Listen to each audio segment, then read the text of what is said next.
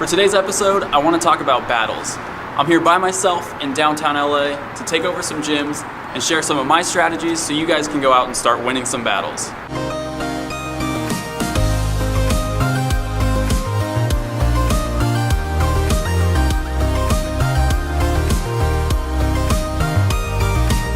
First things first, if you're new to Pokemon, you're going to want to learn about type advantages. In Pokemon, every type has advantages or disadvantages against other types. For example, water is super effective against fire, but not very effective against grass. In Pokemon Go, super effective moves deal 25% extra damage, where not very effective moves only deal 80% of their total damage. When challenging gyms, you want to try to choose Pokemon with type advantages over the Pokemon defending the gym. If you're new to Pokemon and you don't fully understand type advantages, I'll place a link in the description below so you can check it out and get familiar. Once you've mastered type advantages, you're going to want to start learning about moves. Every move in Pokemon Go takes a different amount of time to use. Just because a move has the highest power doesn't mean it's the most efficient. For example, Pound deals 8 damage, but it actually deals more damage per second than Poison Jab because you can use it faster. We're going to do an in-depth analysis of all the moves in an upcoming video, but if you want to start checking out the numbers for yourself, I'll place a link in the description below. The top 10 moves in terms of raw damage per second output are Psycho Cut, Mud Shot, Lick, Scratch, Water Gun, Metal Claw, Shadow Claw, Wing Attack, Vine Whip, and Pound. Spamming your fast attack will maximize the amount of damage you can deal, but you'll also take a lot of damage in the process.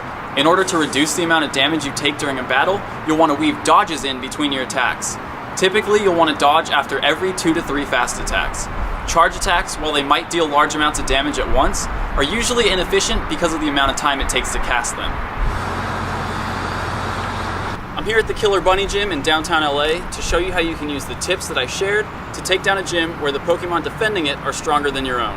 So the first thing I'm going to do is choose my team based on type effectiveness. I know that there's an Arcanine, a Fire type, and a Golduck who's Water type here at the gym, so I'm going to choose my Vaporeon to take down the Arcanine, and my Jolteon to take down the Golduck.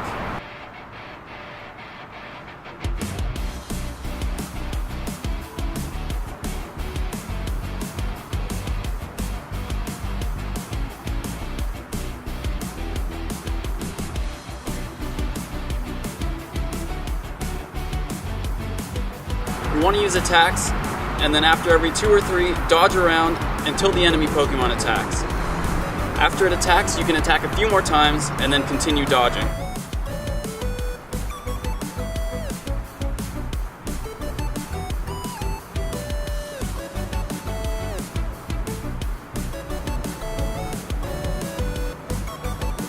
Now I'm going to switch Pokemon to my Jolteon since its attacks are super effective against the Golduck.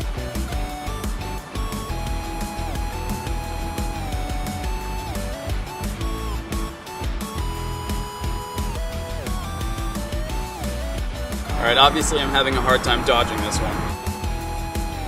That's why you have more Pokemon.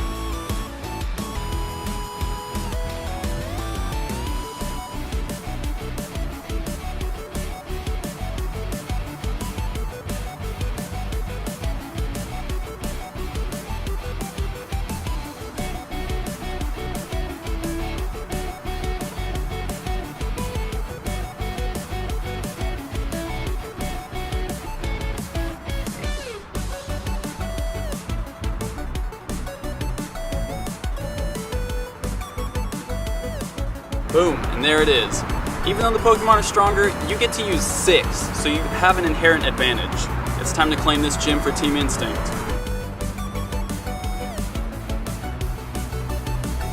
I'm here at another gym, and hopefully we can take this one down before it gets too dark. The Pokemon here also are a lot stronger than my own, but using those techniques we shared earlier, we're going to take this one down. I'm going to make sure I choose all my Pokemon with type advantages. Let's get into it.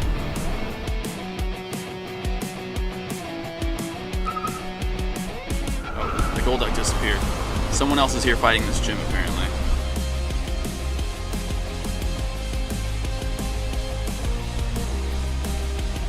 Well, right now there's no one helping me, but someone did take out that Golduck right before I started.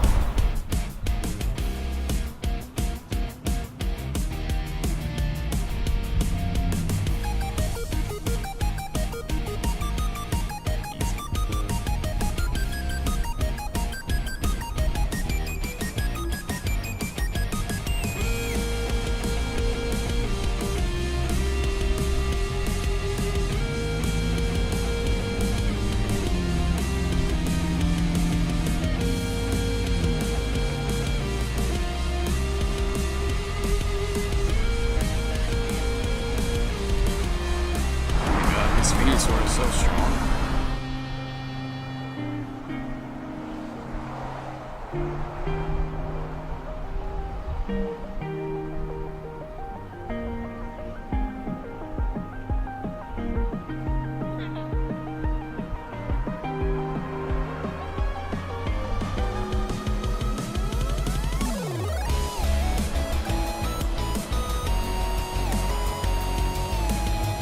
Kind of ironic how slow Quick Attack actually is.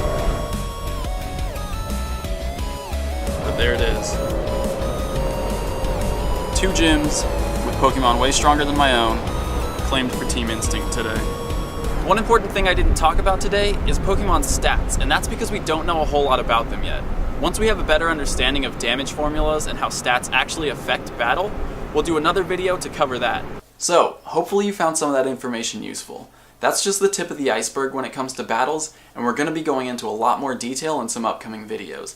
We just got a brand new dump of some game data that includes a lot of really interesting information, so we'll be going over that for the next few days and incorporating it into some really helpful videos. I know some of you are probably thinking, Nick, why are your Pokemon so weak? And there are actually 2 reasons for that. The first is I haven't used any of my Stardust or candies to power up my Pokemon yet. I've been saving them all for when we do a video on the optimal way to power up and evolve your Pokemon. The second reason is I spend at least 8 hours a day shooting and editing these videos for you guys. I'm super committed to uploading daily, and we've just been blown away by the growth of the channel. By the time this gets uploaded, we'll probably have reached 100,000 subscribers, so I just want to say thank you so much for all the support so far, and we're really excited to continue bringing you guys great content on Pokemon Go. Remember, we are giving away a Pokemon Go Plus as soon as it ships, so if you want to be eligible for that, make sure you subscribe. And as always, thank you so much for watching, and we'll see you in the next episode. A 4-hour nap later, and we're here at the Capitol Building in Sacramento, California. This place is a beautiful landmark that was made official in 1974.